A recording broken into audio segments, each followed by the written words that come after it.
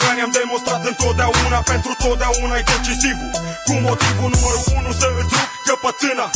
Am adunat spuma ca să produc suma.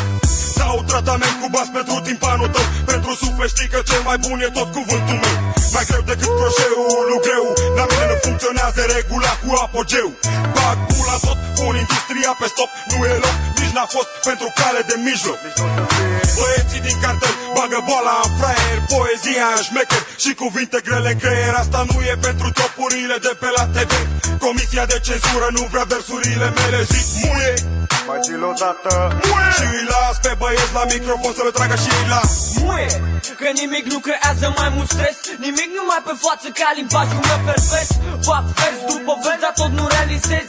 Nu te concentrezi, mă fac să mă enervez. Reacționez ca un nebun când comentez înainte să ascult ce spun. Ar trebui să știi deja înainte să dai de belea că nu îmi plac fraierii ca tine. Cât de vulgară e muzica mea, nu treaba ta.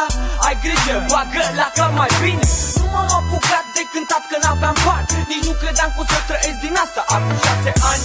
Dar strada mi-a arătat cum stă treaba. De asta o să țin mereu să sugă pula cartea. Simt doar plăcere când publicul mai cere și îi lovesc cu alte cuvinte grele.